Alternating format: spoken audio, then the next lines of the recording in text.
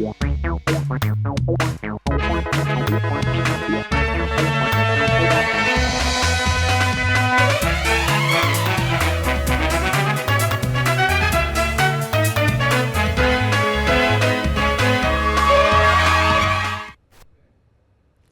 आप देख रहे हैं राष्ट्रीय समाचार और मैं हूं आपके साथ प्रिया पांडे। आइए एक नजर डालते हैं आज की हेडलाइंस पर। पीएम मोदी ने तिरुवनंतपुरम में विकास परियोजनाओं का किया उद्घाटन। पीएम स्वनिधि क्रेडिट कार्ड से 1 लाख लाभार्थियों को मिलेगा लोन। डोडा में सैन्य वाहन खाई में गिरा, 10 जवान शहीद, 11 गंभीर घायल। जीओसी व्हाइट नाइट कोर ने दी श्रद्धांजलि। नोएडा और अहमदाबाद के कई स्कूलों को बम से उड़ाने की मिली धमकी, पुलिस अलर्ट, स्कूल में सघन तलाशी अभियान जारी। इंडिगो फ्लाइट को बम से उड़ाने की मिली धमकी, पुणे एयरपोर्ट पर अलर्ट। बसंत पंचमी पर हरिद्वार में आस्था का सैलाब, हर की पैड़ी पर तड़के से गंगा स्नान के लिए उमड़े श्रद्धालु। प्रधानमंत्री नरेंद्र मोदी ने केरल के तिरुवनंतपुरम में विभिन्न विकास परियोजनाओं की आधारशिला रखी और कई परियोजनाओं का भी उद्घाटन किया। इस दौरान उन्होंने विकास कार्यों को हरी झंडी दिखाई और PM Svanidhi credit card launch करते हुए 1 लाख लाभार्थियों को पीएम स्वनिधि योजना के तहत ऋण वितरित किए गए। पीएम मोदी ने कहा कि ये परियोजनाएं बुनियादी ढांचे को मजबूत करने और आत्मनिर्भर भारत की दिशा में एक अहम कदम है। उन्होंने बताया कि केरल में रेल कनेक्टिविटी मजबूत हुई है और तिरुवनंतपुरम को स्टार्टअप हब बनाने की पहल शुरू की गई है। साथ ही पीएम स्वनिधि क्रेडिट कार्ड से रेहड़ी ठेले और फुटपाथ पर काम करने वाले छोटे व्यवसायियों को लाभ मिलेगा। आज केरला के विकास के लिए केंद्र सरकार के प्रयासों को नई गति मिली है। आज से केरला में रेल कनेक्टिविटी और सशक्त हुई है। तिरुवनंतपुरम को देश का बड़ा स्टार्टअप हब बनाने के लिए पहल हुई है।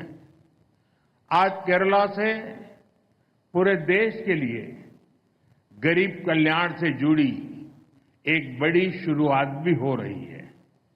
आज PM Svanidhi credit card launch किया गया है। इससे देश भर के रेहड़ी ठेले फुटपाथ पर काम करने वाले साथियों को लाभ होगा। मैं विकास की, रोजगार निर्माण की इन सभी योजनाओं के लिए केरला की जनता को, देशवासियों को बहुत बहुत बधाई देता हूं। व्हाइट नाइट कोर के जीओसी लेफ्टिनेंट जनरल पीके मिश्रा ने भदेरवाह चंबा सड़क पर हुए एक हादसे में जान गंवाने वाले 10 सेना के जवानों को पुष्पांजलि अर्पित कर श्रद्धांजलि दी। जम्मू कश्मीर के डोडा जिले में गुरुवार को भारतीय सेना को एक बड़ा झटका लगा जब जवानों को ले जा रही एक सैन्य गाड़ी अनियंत्रित होकर करीब 200 फीट गहरी खाई में गिर गई। इस भीषण हादसे में 10 जवानों की मौके पर ही मौत हो गई, जबकि 11 अन्य गंभीर रूप से घायल हो गए। घायलों को तुरंत उधमपुर स्थित सैन्य अस्पताल के लिए एयरलिफ्ट किया गया, जहां उनका इलाज जारी है। सेना के वरिष्ठ अधिकारियों ने हादसे की पुष्टि करते हुए बताया कि वाहन में कुल 21 जवान सवार थे, जो एक ऊपरी इलाके में स्थित अग्रिम पोस्ट की ओर जा रहे थे।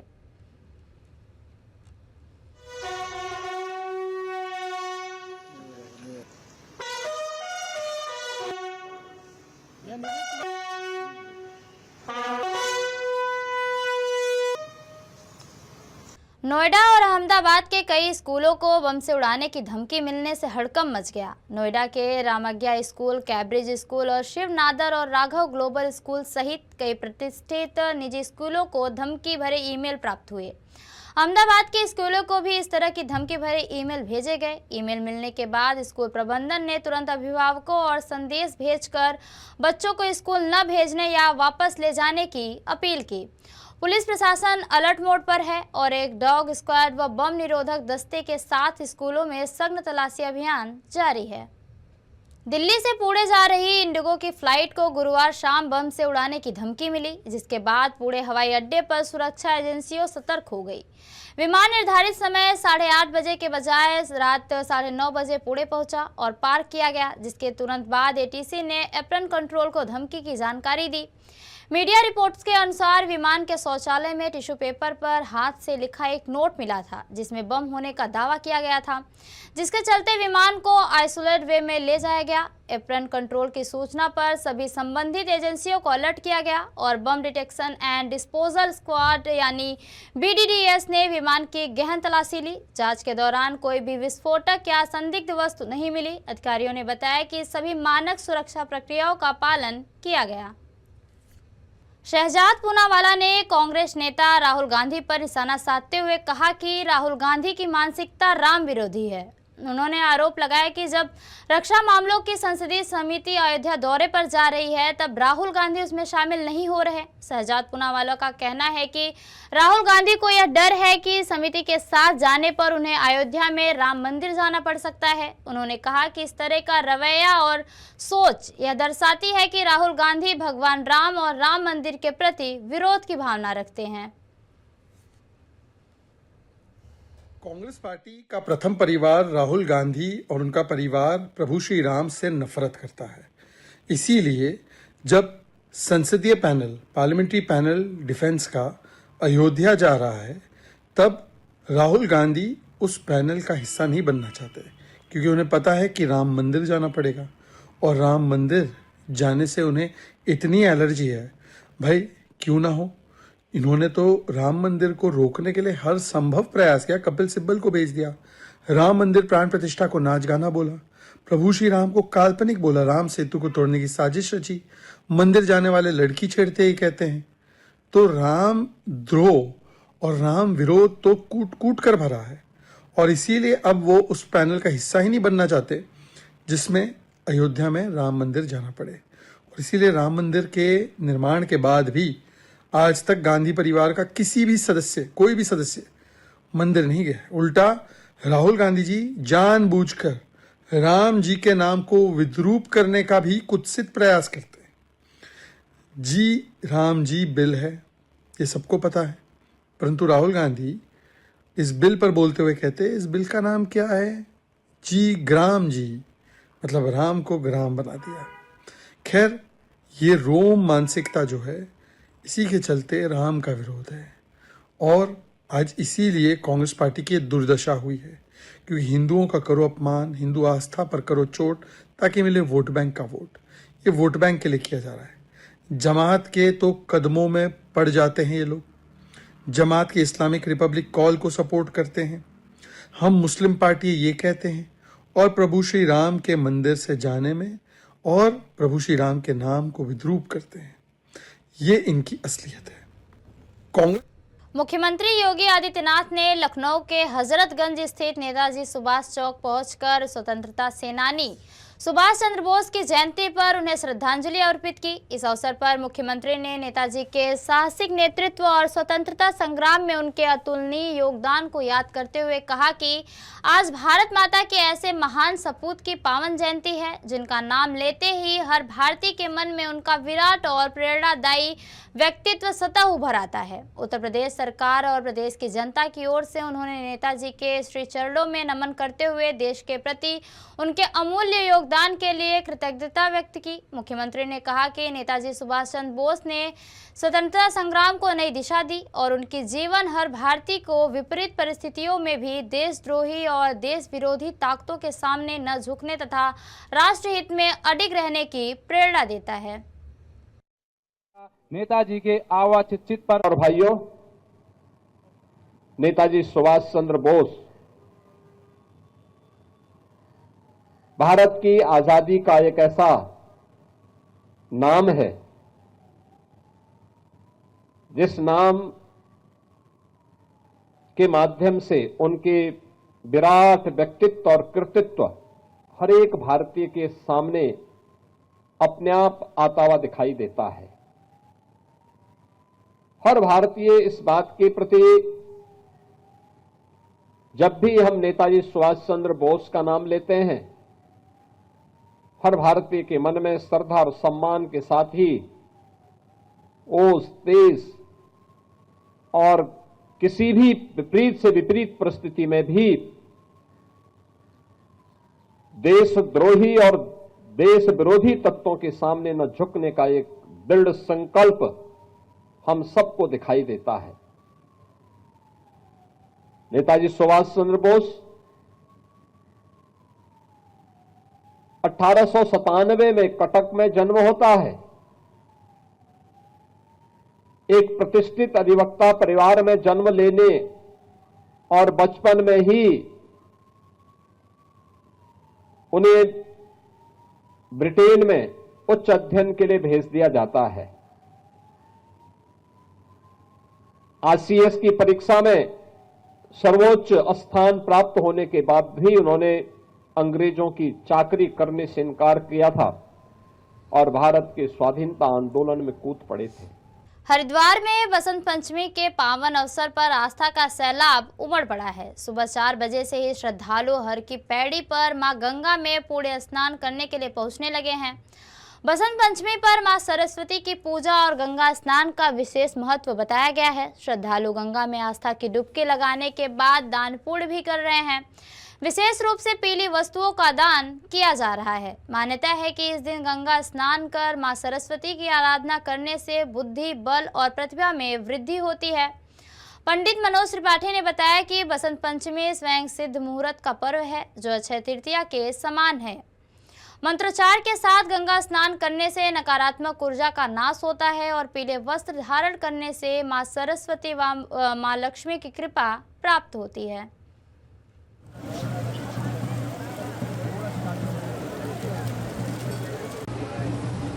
आज आप जितनी भीड़ देख रहे हैं यहाँ पे बसंत पंचमी की, तो आज के दिन बसंत पंचमी का स्नान माना गया है।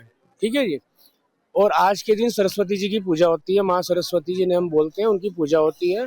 और आज के दिन यहाँ पे पिंडदान, जनेऊ, मुंडन पूजा ये सब होता है। और आप लोग जैसे हमारे हिंदू रीति रिवाज में माना गया है कि बसंत पंचमी के दिन जैसे किसी की शादी होने वाली है, उनका दिन नहीं सूझ रहा है कि इस दिन शादी नहीं होगी, उस दिन शादी नहीं होगी, तो बसंत पंचमी के दिन कोई दिन उठाने की जरूरत नहीं होती। कोई भी हमारे हिंदू रीति रिवाज में शादी आज के दिन कर सकता है। उत्तर प्रदेश की धार्मिक नगरी अयोध्या में श्रद्धालुओं की सुविधा और सुरक्षा को ध्यान में रखते हुए सरयू नदी में फ्लोटिंग स्नान कुंड का निर्माण किया जा रहा है। यह पहल विशेष पर्वों और अवसरों पर नदी में पवित्र स्नान करने वाले लाखों भक्तों के लिए की गई है। प्रशासन ने यह कदम तेज बहाव और गहराई के कारण श्रद्धालुओं को होने वाली कठिनाइयों को ध्यान में रखते हुए उठाया। सरयू नदी का धार्मिक महत्व प्राचीन है और मान्यता है कि इसमें स्नान करने से पापों का नाश होता है और मन को शांति मिलती है। उत्तर प्रदेश की धार्मिक नगरी अयोध्या में श्रद्धालुओं की सुविधा और सुरक्षा को ध्यान में रखते हुए एक नई पहल की जा रही है। सरयू नदी में स्नान करने आने वाले लाखों श्रद्धालुओं के लिए अब फ्लोटिंग स्नान कुंड तैयार किया जा रहा है। यह व्यवस्था खास तौर पर उन भक्तों के लिए बनाई जा रही है जो पर्वों और विशेष अवसरों पर सरयू में पवित्र स्नान के लिए अयोध्या पहुंचते हैं। सरयू नदी का धार्मिक महत्व अत्यंत प्राचीन है। मान्यता है कि सरयू में स्नान करने से पापों का नाश होता है और मन को शांति मिलती है। लेकिन अब तक नदी में स्नान के दौरान तेज बहाव और गहराई के कारण कई बार श्रद्धालुओं को कठिनाइयों का सामना करना पड़ता था। इसी को ध्यान में रखते हुए प्रशासन ने फ्लोटिंग बाथिंग कुंड की योजना पर काम शुरू किया है। यह फ्लोटिंग कुंड नदी की सतह पर तैरता रहेगा और मजबूत प्लेटफॉर्म के जरिए घाट से जुड़ा रहेगा। इसमें रेलिंग, फिसलन रोधी सतह और प्रवेश निकास के लिए अलग अलग रास्ते बनाए जा रहे हैं ताकि बुजुर्ग, महिलाएं और बच्चे भी सुरक्षित रूप से स्नान कर सकें। कुंड का डिजाइन इस तरह किया जा रहा है कि नदी के प्राकृतिक प्रवाह और पर्यावरण को कोई नुकसान ना पहुंचे। अधिकारियों के अनुसार यह बाथिंग कुंड भीड़ प्रबंधन में भी अहम भूमिका निभाएगा। बड़े पर्वों, मेलों और धार्मिक आयोजनों के दौरान श्रद्धालुओं को नियंत्रित और सुरक्षित ढंग से स्नान की सुविधा मिल सकेगी। साथ ही इससे घाटों पर अनियंत्रित भीड़ और दुर्घटनाओं की आशंका भी कम होगी। जो हमारे माननीय मुख्यमंत्री जी की अपेक्षा है कि यहाँ पर श्रद्धालुओं के लिए हम लोग अच्छी से अच्छी व्यवस्था कर सकें, तो उसी क्रम में सरयू नदी में एक बहुत ही उत्तम क्वालिटी का नहाने के लिए पूरी सर्व सुविधाओं युक्त चेंजिंग रूम के साथ नदी की मुख्य धारा में पूरी सुरक्षा व्यवस्था के साथ नहाने के लिए हम लोग एक बाथिंग कुंड हम लोग इसको बनवा रहे हैं, जो कि लगभग 3.5 करोड़ रुपए का है। इसकी खासियत ये है कि जैसे भी नदी की धारा आगे पीछे होती है तो ये उस हिसाब से नदी की मुख्य धारा में ही प्रवाहित रहेगा और इसके नीचे से लगातार ठंडा पानी नदी का शुद्ध पानी जो है लगातार इसमें बहता रहेगा और श्रद्धालु उसमें आराम से उतर के बिना किसी भय के डर के एक पूरे प्रशिक्षित जो हमारे उसमें कार्मिक लगे रहेंगे उनकी देख रेख में अपनी यहाँ पर नहाने का काम कर सकते हैं। और नहाने के बाद वहां पर कपड़े बदलने के लिए भी पूरी हम लोगों ने चेंजिंग रूम और अगर उनको कुछ वहां से अपनी छोटी मोटी जरूरतों का सामान खरीदना है तो उसके लिए कुछ शॉप्स भी हम लोगों ने उसमें प्रावधान किया है। ये प्रोजेक्ट लगभग फिनिशिंग की तरफ है और बहुत शीघ्र ही इसका हम लोग जो है इसको आम जनमानस के बेहतर अनुभव के लिए हम लोग इसको शीघ्र ही इसका लोकार्पण कर देंगे। देश का हमारे पास पहला है, कैसे किया है? जानकारी है जो कार्यदायी संस्था है उसके द्वारा ये बताया गया है कि नदी में इस प्रकार से इसको पहली बार जो है लॉन्च किया जा रहा है, तो ये अभी जानकारी में तथ्य है। इस चीज से बनाया जा रहा है सब हाई ग्रेड पॉलीमर का एक मटेरियल है जो कि टेस्टेड है कि जो पानी में पड़े रहने पे खराब नहीं होता है, एक प्रकार का पॉलीमर है। उसके इन्होंने उसको अच्छी टेक्नोलॉजी से इसमें लगा के इसको बनाया है जिससे कि ये लगातार नदी में सबमर्ज भी रहेगा लेकिन उसकी स्ट्रेंथ में कोई कमी नहीं है। माना जा सकता है इस परियोजना से अयोध्या के विकास और धार्मिक पर्यटन को बढ़ावा मिलेगी। निश्चित ही यहाँ पर जो आने वाले श्रद्धालु हैं उनकी सुविधाओं में किस प्रकार से हम उनको विश्व स्तरीय अनुभव दे सकते हैं कि अयोध्या से जाने के बाद उनको एक अपना एक यादगार रहे उनकी, इसके लिए बहुत ही अच्छा एक एडिशन रहेगा जिससे लोगों को यहाँ पर नहाने की एक अच्छी सुविधा मिल पाएगी। सर, अयोध्या में लगातार बढ़ रहे धार्मिक पर्यटन को देखते हुए यह पहल आधुनिक सुविधा और आस्था के संतुलन का उदाहरण मानी जा रही है। सरयू नदी में बन रहा यह फ्लोटिंग बाथिंग कुंड न सिर्फ श्रद्धालुओं की सुरक्षा बढ़ाएगा बल्कि अयोध्या को एक सुव्यवस्थित और श्रद्धालु हितैषी धार्मिक नगरी के रूप में भी स्थापित करेगा। उत्तर प्रदेश में चुनावी माहौल धीरे धीरे बनता नजर आ रहा है और खरमास समाप्त होते ही प्रदेश की राजनीति गर्मा गई है। एक और भारतीय जनता पार्टी धर्म और विकास के मुद्दों के साथ चुनावी तैयारी में जुटी है, वहीं मुख्यमंत्री योगी आदित्यनाथ का नारा एक रहेंगे तो सेफ रहेंगे राजनीतिक विमर्श के केंद्र में आ गया है। इसके साथ ही सीएम योगी ने लव जिहाद और डेमोग्राफी चेंज जैसे मुद्दों को भी प्रमुखता से उठाया है। उन्होंने कहा कि लव जिहाद के खिलाफ सख्त कार्रवाई की जाएगी, बेटियों को इससे बचाने के लिए परिवार को जागरूक किया जाएगा और किसी भी सूरत में उनका भविष्य बर्बाद नहीं होने दिया जाएगा। साथ ही उन्होंने जनसांख्यिकी बदलने की कथित साजिशों को नाकाम करने का भी दावा किया। इन बयानों के बाद प्रदेश की राजनीति में यह सवाल उठने लगे हैं कि क्या विपक्ष इन मुद्दों पर जवाबी रणनीति अपनाएगा या फिर अन्य विवादों तक ही सीमित रहेगा। सीएम योगी के आक्रामक तेवरों ने यूपी की सियासत में नई बहस को जन्म दे दिया है। डेमोग्राफी बदलने की जो साजिश हो रही है, लव जिहाद के नाम पर हमारी बेटियों के साथ जो खिलवाड़ किया जा रहा है, इसको रोकेंगे, सख्ती से रोकेंगे, जागरूक करेंगे परिवारों को संस्कारित करेंगे और संस्कारवान परिवार के माध्यम से एक सशक्त राष्ट्र के निर्माण की दिशा में जो प्रवर्तमान अभियान है, इस अभियान में हम भी योगदान देंगे। यह हमारे योगियों को, पूज्य संतों को और समाज के जागरूक नागरिकों को इस दिशा में आगे बढ़ना होगा और इसकी शुरुआत होती है नशा के खिलाफ अभियान से। जो मैंने कहा नशा नाश का कारण है, पूरी पीढ़ी को खोखला बना देता है, उसकी सोचने समझने की सामर्थ्य को नष्ट कर डालता है, उसे तमाम प्रकार के पाप कर्मों के लिए प्रेरित करता है। हमें इससे बचने की आवश्यकता है। उसके खिलाफ एक अभियान को चलाने की आवश्यकता है। और इस अभियान को अगर हम एक साथ मिलकर के चलाते हैं, सीमा पार से आने वाला जो ड्रग है, जो नशा है, वह देश के दुश्मनों की साजिश का परिणाम है। कोई जाने अनजाने में उसमें लिप्त है, उस अवैध कारोबार में लिप्त है, उसको वार्न करिए, लोकल पुलिस को अवगत कराइए, समाज को और उसके परिवार को अवगत कराइए। इस पाप की भरपाई तुम जीवन भर नहीं कर पाओगे। जो एक कृत्य कर रहे हो, इसके बारे में बताइए उनको, और नहीं मानता है तो समाज संगठित होकर के इसके विरोध में खड़े हो जाए। सामूहिक रूप से खड़े होना चाहिए। सपा अध्यक्ष अखिलेश यादव के बयान पर प्रतिक्रिया देते हुए उत्तर प्रदेश के डिप्टी सीएम केशव प्रसाद मौर्य ने कहा कि अखिलेश यादव बिहार चुनाव को लेकर काफी परेशान हैं। उन्होंने कहा कि अखिलेश यादव की उम्मीद थी कि यदि बिहार में आरजेडी जीतती है तो उसका असर उत्तर प्रदेश में भी पड़ेगा और सपा को फायदा होगा, लेकिन उन्हें अब यह समझ आ चुका होगा कि बिहार में आरजेडी हार चुकी है और उत्तर प्रदेश में भी सपा की हार तय है। डिप्टी सीएम ने कहा कि इसी हताशा और निराशा के चलते अखिलेश यादव अनर्गल बयानबाजी कर रहे हैं।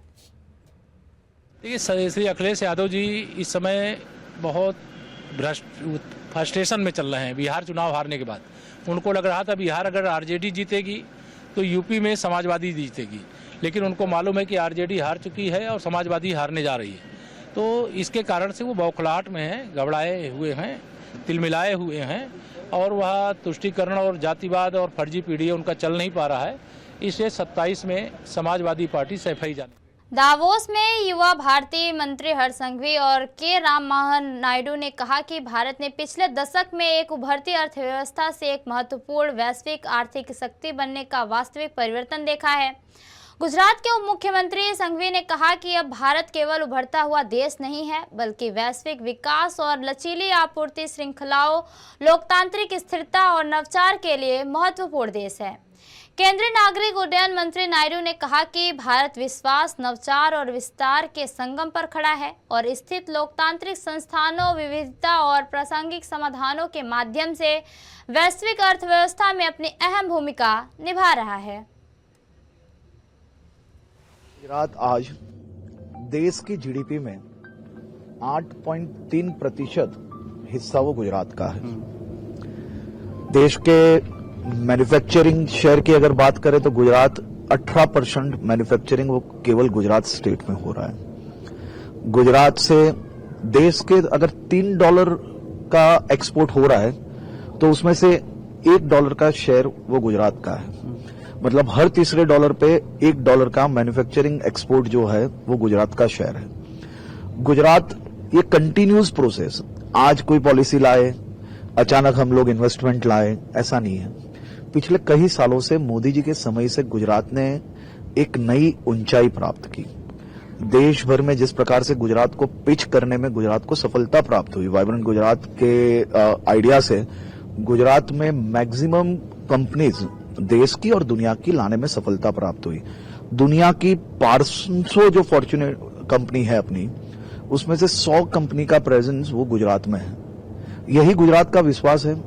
गुजरात में ये कंपनीज को खाली निवेश लाने के लिए नहीं, लेकिन इन्वेस्टमेंट आने के बाद भी उनको यहाँ पे सुरक्षित एवं जो कंटिन्यूस पॉलिसी सपोर्ट जो है वो गुजरात में मिलता आया है। उसके कारण आज 500 में से दुनिया की 500 जो फॉर्च्यून कंपनीज है उसमें से 100 कंपनीज को लाने में गुजरात में सफलता प्राप्त हुई है।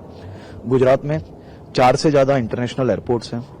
कार्गो फैसिलिटीज देश में सबसे बढ़िया गुजरात में बनी है। रोड्स फैसिलिटी सबसे अच्छी गुजरात में है। पोर्ट्स की फैसिलिटीज सबसे अच्छी गुजरात में है। तो ये सभी चीज जब इतनी अच्छी मिलती है और जहां पे कंटिन्यूस प्रोसेस और कंटिन्यूस सपोर्ट मिल रहा हो और जहां पे सुरक्षा सबसे ज्यादा हो, वही राज्य में लोग निवेश करना पसंद करते हैं। तो मेरा ये मानना है कि गुजरात ने ये आज नहीं लेकिन सालों से ये कंटिन्यूस प्रक्रिया जो चालू है उसके कारण आज देश में अगर कोई इन्वेस्ट करने का, भारत में जब इन्वेस्ट करने का कोई भी ग्लोबल कंपनीज जब सोचती है तो उसमें सबसे पहले वो गुजरात में इन्वेस्ट करने का सोचते हैं। खबरों का सिलसिला यूं ही चलता रहेगा। देखते रहिए राष्ट्रीय समाचार। नमस्कार। है।